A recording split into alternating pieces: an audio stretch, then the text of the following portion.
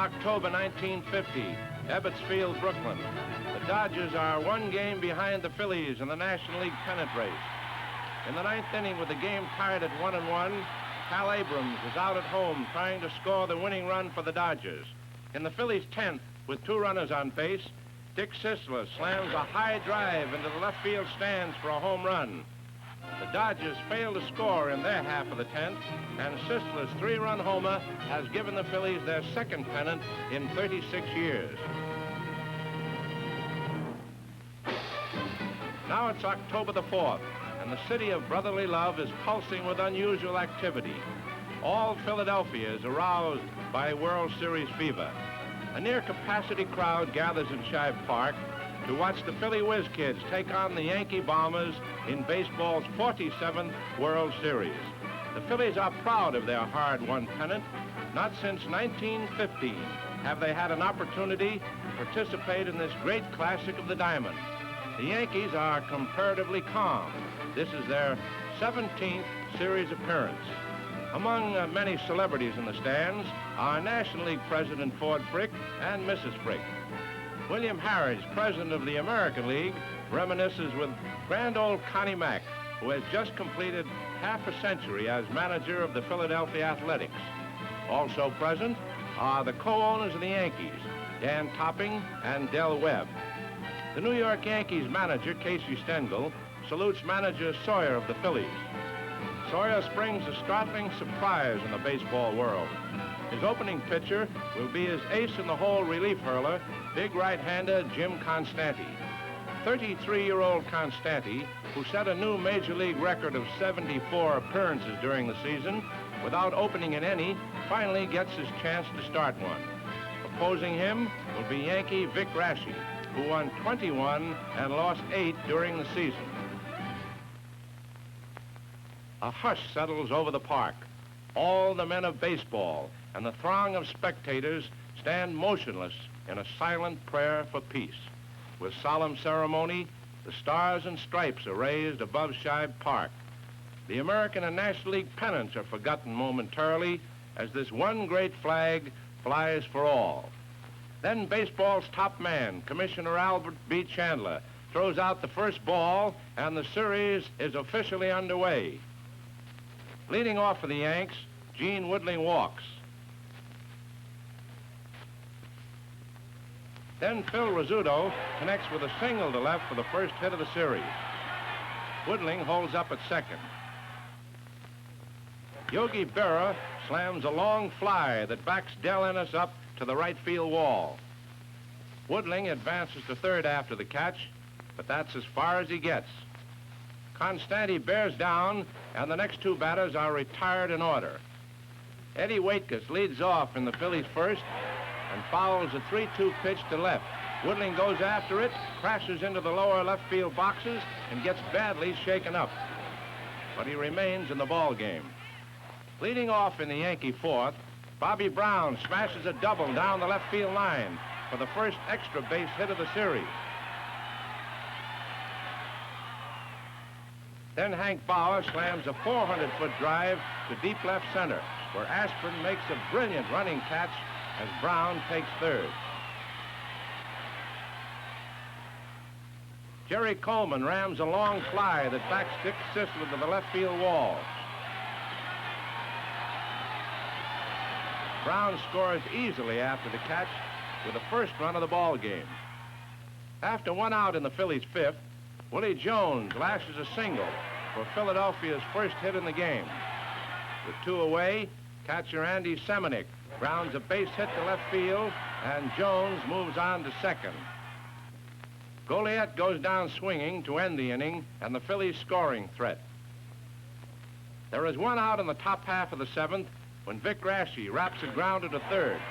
Jones' low throw is the first error of the game, and Raschi is safe. The next batter, Gene Woodling, punches a base hit into center field that moves Raschi to second. Then Phil Rizzuto pops to Jones.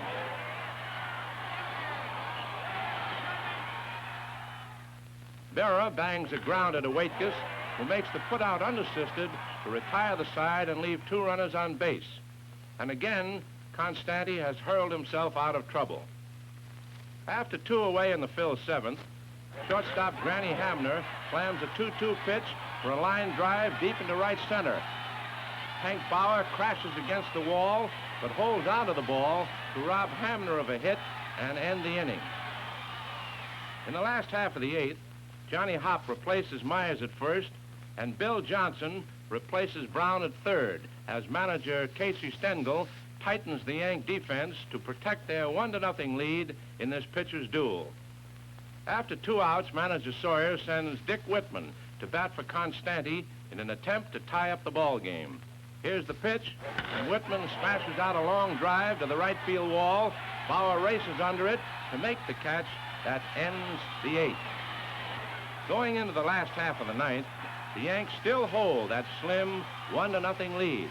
It's been a brilliant pitching duel all the way, and Yankee hurler Vic Raschi has a 2-hit shutout so far.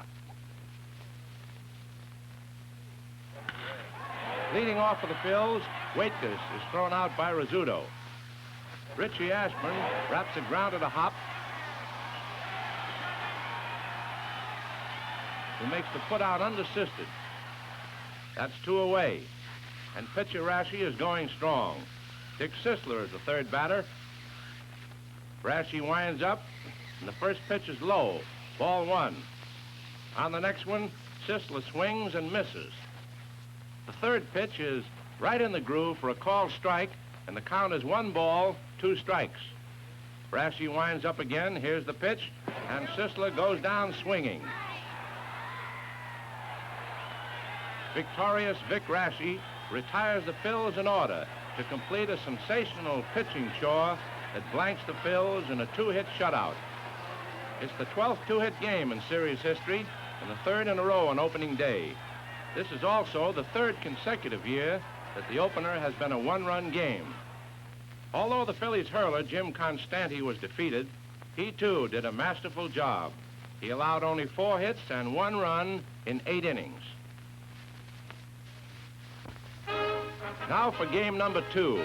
Another throng crowds into Shibe Park in Philadelphia to see if the Phillies can even up the series today. Among the spectators are managers Frankie Frisch of the Chicago Cubs and Luke Sewell of the Cincinnati Reds. Stengel's pitching choice is Big Allie Reynolds. For the Phils, Eddie Sawyer will send his young right-hander, Robin Roberts, to the mound. Roberts won 20 and lost 11 this year.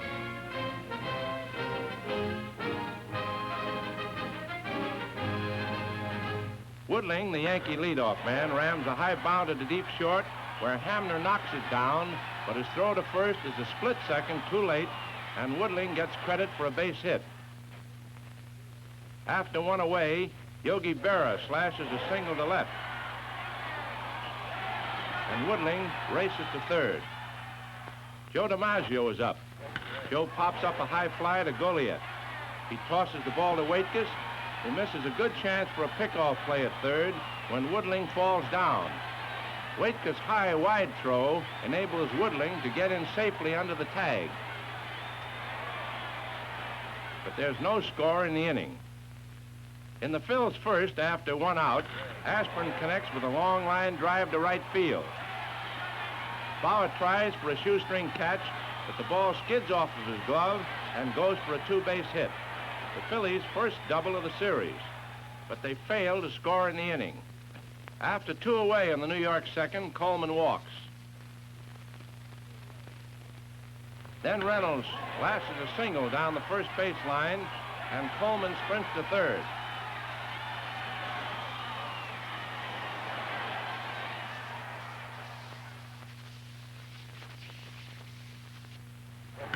Woodling smacks another high bounder to deep short for a single. It keeps the rally going and scores Coleman with the first run of the game. The Yankees lead 1-0. There's 1 out on the bottom of the second when the Phillies' Hamner smashes a drive deep into right center for the first triple of the series.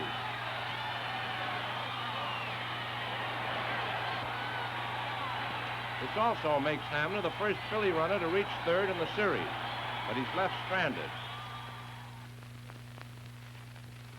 Goliad opens the Phillies' fifth with a hard smash. Coleman makes a spectacular stop, but his hurried throw is wild, and Goliad is credited with a base hit. After one out, Waitkus punches a bounder that takes a sudden high hop over Coleman's head for a single, and Goliad dashes to third. Asprin, the next man up, flashes a long line drive to Woodling in left field. After the catch, Goliad scores the first Philly run of the series and ties up the ball game at 1-1. There's no further score in the inning. In the Yankee sixth, Bobby Brown rifles a long, hard drive to left center, but Asprin's dazzling defensive play holds the drive to a single. In the Phil sixth, Del Ennis blasts a tremendous drive to the 400-foot light pole in deep center field, but DiMaggio robs him of a hit with a beautiful gloved hand catch. In the Phillies' eighth, repeating the strategy of yesterday's game, Hop goes to first and Johnson to third for the Yanks, as the tie ball game threatens to go into extra innings. Leading off for the Phils, Asprin beats out a bunt down the third baseline. Sisler follows with a sacrifice bunt, but Reynolds whips a great throw to Rizzuto that forces Asprin at second.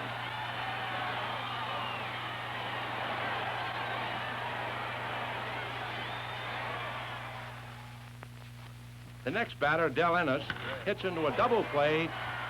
Johnson to Coleman to Hop that retires the side. The game remains a 1-1 tie in the last half of the ninth. With one away, Hamner doubles to right center field.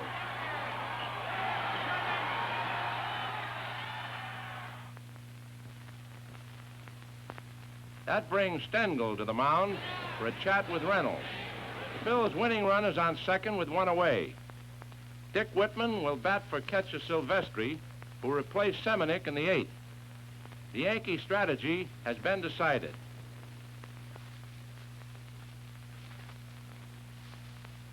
Whitman is purposely passed.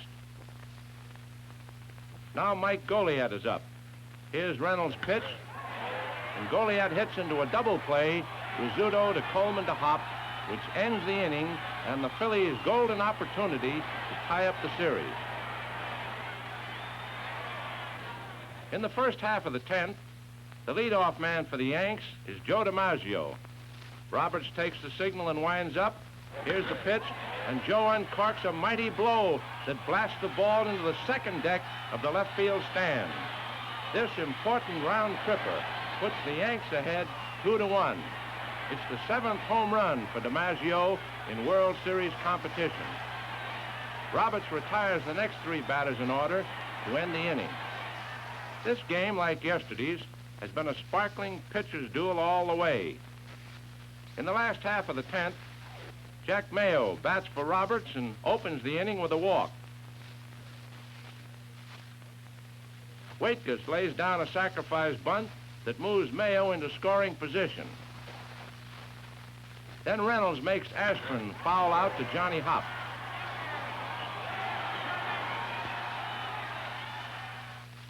There are 2 strikes on Dick Sisler when he starts to swing, then tries to hold back, but his bat crosses the plate for the strike that ends the game in a 2-1 triumph for Allie Reynolds and the Yankees. It's the first extra inning series game since 1946 and the 23rd in series history. Now the series moves to Yankee Stadium in New York. Before game time, Yankee coaches Jim Turner and Frankie Crosetti are briefed by manager Casey Stengel. He's going to send southpaw hurler Ed Lopat to the mound for New York. Lopat has 18 wins and 8 losses this year. Manager Eddie Sawyer and all of Philadelphia hope that the good left arm of pitcher Ken Heinzelman will bring home the victory that will get them started on the winning side of the ledger.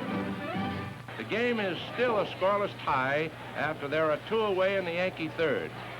For the second time in the game, Heinzelman walks Rizzuto.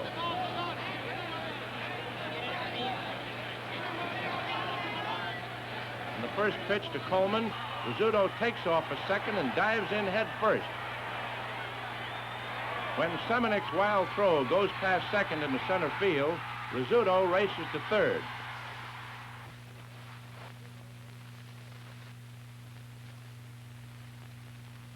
Coleman belts a hit into left field that scores Rizzuto. Hamner's relay from Sisler to Goliat nails Coleman at second. That ends the inning with the Yankees leading 1-0. Lopat already has two away in the Philadelphia sixth when Del Ennis slams the first pitch off the right field wall.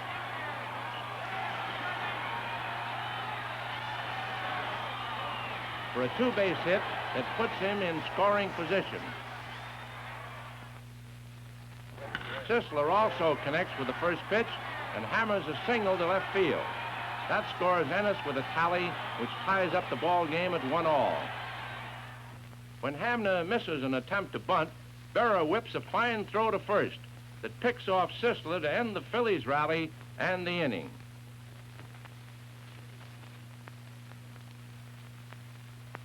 In the Phillies' seventh, Hamner opens with a drive over second in the center field for a base hit. The next batter, Andy Semenuk, lays down a sacrifice bunt, Lopat to Coleman, that sends Hamner to second, and the Phils threaten to break that tie. Here's the pitch. Goliat rams an all-important single into center field. It scores Hamner with a tie-breaking tally. The score is 2-1, and the Phils lead the Yanks for the first time in the series. The next man up, pitcher Ken Heinzelman, bunts. Lopat fumbles momentarily, but his throw easily beats Heinzelman to first for the second out. The sacrifice moves Goliat into scoring position. Then Eddie Waitkus lifts a fly to Bauer, which relieves the pressure and retires the Phils. But they lead 2-1. That score still stands in New York's eighth inning. Mayo is now playing left field for the Phillies. Woodling, batting for pitcher Lopat, pops out to Hamner. After Rizzuto has grounded out to make it 2 away, Heinzelman walks Jerry Coleman. Then he walks Berra. Coleman goes to second, and the Yankees threaten to tie up the ball game. Manager Sawyer comes out to the mound to talk things over with Heinzelman. The Yankee clipper, Joe DiMaggio, is the next man up. They decide to pitch carefully to Joe, but he takes a walk anyhow to load the bases. And that one brings Sawyer out on the diamond again. The big Philadelphia relief artist, Jim Constanti, will take over on the mound. Ken Heinzelman allowed only 4 hits in 7 2/3 innings. As he goes to the showers, the crowd salutes his fine performance with a warm round of applause. Brown will bat for Bauer. It's 2 away and the bases are loaded. Brown fouls off 3 pitches.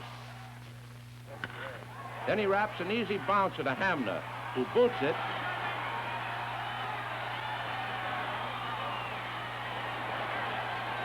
Everybody safe. And Coleman scores the run that ties up the ball game at 2-2. Constanti bears down, and Mize pops a foul fly to Jones that ends the inning with 3 runners left on base. Constanti has put out the fire, but the Yankees are back in the ball game. In the first half of the ninth, big right-hander Tom Ferrick will pitch for New York to replace Lopat, who went out for a pinch batter in the 8th. Joe Collins replaces Johnny Mize at first base.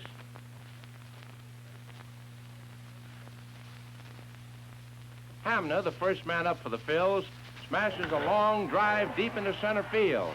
In a brilliant defensive play, DiMaggio outruns the ball to prevent an inside-the-park homer or a sure triple.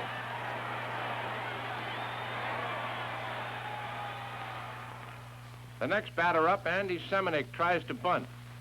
Johnson traps the pop-up, and Hamner is safe at third as Johnson throws out Semenuk at first. Goliat is purposely passed. Whitman bats for Constanti and raps a grounder to Collins, who whips a fast throw to Berra that nails Hamner at the plate. Then Ferrick bears down on Waitkus, who lifts a fly to Mapes in right field for the third out. And the score continues to be all tied up at 2-2. In the Yankees' half of the ninth, Russ Meyer is on the mound for the Phils, replacing Constanti, and Jimmy Bloodworth is at second base in place of Goliet. When Mapes goes down swinging to make it 2 away with nobody on, it looks like the ball game is headed into extra innings. The next batter up, Gene Woodling, slaps a bounder to Bloodworth, who has trouble hanging on to it, and Woodling beats it out for a hit. Then Rizzuto drives one in the same direction. It caroms off Bloodworth's glove and bounces back to collide with Woodling as he slides safely into second, and Rizzuto gets a single. Jerry Coleman is up. Here's the pitch, and Coleman hammers a long drive into left center, where the ball falls between Mayo and Ashburn for a single, which breaks up the ball game. Woodling tallies the winning run, score 3-2, and the Yankees take a commanding 3-game lead in the series. More than 68,000 fans fill the triple decks of Yankee Stadium to witness the 4th game. From the minors in mid-season and won 9 straight games, lost only 1. Opposing him will be Philadelphia's tall right-hander Bob Miller, who hurled 11 wins and 6 losses during the year. The Phil's leadoff man, Eddie Waitkus, runs the count to 3-2, then walks. After 1 out, with Waitkus still on first, Jones rifles a hard-hit drive to right field that bounces into the stands for a ground rule double, and Waitkus goes to third. Then Del Ennis knocks a high bounder just inside the third baseline. Brown throws to Berra, and Waitkus is out at the plate. That's 2 away. Jones stays at second, and Ennis is on first. That relieves a bit of the pressure on Ford, and when Sisler watches a called third strike go by to retire the side, Whitey has pitched himself out of danger. To open the Yankee first, Woodling bangs a hopper past the mound. Goliet makes a fine try for it, but bobbles it, and Woodling is safe in the error. Rizzuto follows with a sharp grounder. Jones makes a fine stop and throws him out at first. Woodling goes to second on the play. The third man up, Yogi Berra, smashes a single past Goliet into right field. Ennis' throw to the plate is too late. Woodling slides home with the first run of the ball game. DiMaggio is at bat when Bob Miller hurls a wild pitch and Berra goes all the way to third before Seminick recovers the ball. After 1 out, a runner on third and DiMaggio up. Here's the pitch. DiMaggio swings and smashes the ball against the right field wall for a 2-base hit.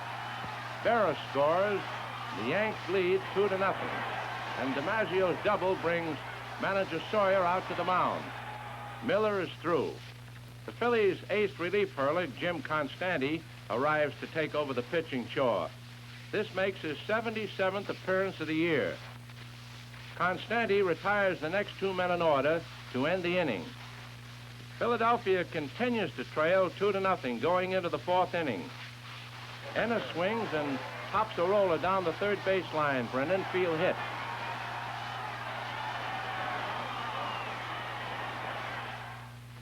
After 1 out, Hamner drills a hit-and-run single into right field, which sends Ennis to third.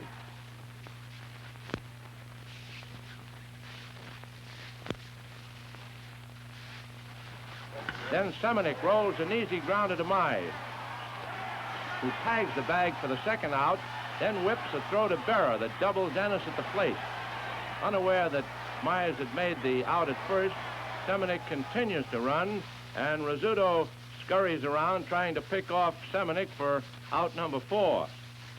Umpire Conlon finally gets everybody straightened out, and the ball game settles back to normal again. The Yanks still lead 2-0 going into their half of the 6th. Berra is the first batter up. He works Constanti to a full count, fouls off several pitches, then finds one he likes, and hammers a smash into the lower right field stands for a home run. This round trip is the second for Berra in World Series competition. The homer extends the Yankee lead to 3 runs. DiMaggio, the next batter up, is hit by a pitch and takes first. Then Johnny Mize rams a sharp grounder through Waitkus, but Goliet backs him up and throws Mize out as DiMaggio moves to second. Now it's Bobby Brown at bat. Here's Constanti's delivery, and Brown lines a mighty blow that rolls more than 400 feet to the right center field wall for a triple. DiMaggio mistakes line coach Crissetti's signal, starts back to second, then reverses himself and comes in to score easily. Brown's triple is the second of the series and the first for the Yanks. Now they lead 4-0. Hank Bauer follows with a long line to left. Sisler dashes after it and takes it going away with an over-the-shoulder gloved hand stab. Brown scores easily after the catch. The Yanks are on the big side of a predominant 5-0 lead. That score still stands going into the crucial 9th inning of this all-important ball game. Willie Jones opens the 9th with a hard drive to left center. Woodling's fast fielding holds it to a single. The next batter, Del Ennis, is hit on the leg by a pitch ball. Ennis takes first and Jones moves to second. Then Dick Sisler wraps a bouncer to Coleman, who throws to Rizzuto to force Ennis at second. The play sends Jones to third. Ken Johnson comes in to run for Sisler. Hamner becomes Ford's 7th strikeout victim to make it 2 away. Andy Semenick drives a towering fly to left center. Woodling loses it in the sun, finally gets under it, and then drops the ball. Jones crosses the plate, and Johnson scores all the way from first. Hampered by a leg injury, Semenick only gets to first base. Jack Mayo comes in to run for him. Phillies' last-ditch rally has cut down the Yank lead to 5-2. That calls for a conversation between manager Casey Stengel and his pitcher, Whitey Ford. The next batter up is Mike Goliet. Here's Ford's offering, and Goliet drives the ball past Rizzuto's glove into left field for a single. Mayo goes to second, and this time, Stengel is evidently of a different mind as he goes out to the mound. Big right-hander Allie Reynolds comes across the field from the bullpen. Goliet's hit has finished Ford. There are already 2 outs in the inning, but Reynolds will take over on the mound. As Ford walks to the clubhouse, the great throng rises to applaud and cheer the young pitcher's excellent performance. Philly catcher Stan Lopata will bat for Robin Roberts, who replaced Constanti in the 8th after Constanti was also taken out for a pinch batter. There are 2 runners on base. Lopata watches a called strike go by. Then he swings and misses. Strike 2. Reynolds is putting everything he's got into each pitch. The 3rd pitch is low, ball 1. Then Lopata goes down swinging to end the inning, the game and the series in an undisputable triumph for the New York Yankees. They win the final game 5-2 and blank the Philadelphia Phillies 4 straight in the series to remain the baseball champions of the world. It's the Yankees' 13th championship in 17 series appearances, and it's their 6th clean sweep in 4 straight games. With a combined total score of only 16 runs, this 1950 series also sets a new record for the fewest runs ever scored by both teams in a World Series. It was a pitcher's series all the way. Hurlers Vic Raschi, Allie Reynolds, and the brilliant young rookie Whitey Ford turned in superb performances for the Yankees. The Phillies' big Jim Constanti, who pitched in 3 of the 4 games, and Robin Roberts, their young pitching star, were both outstanding, even in defeat. The baseball book for 1950 is closed. But remember, next year, we'll be back again to bring you another exciting account of the sports world's greatest classic, the World Series.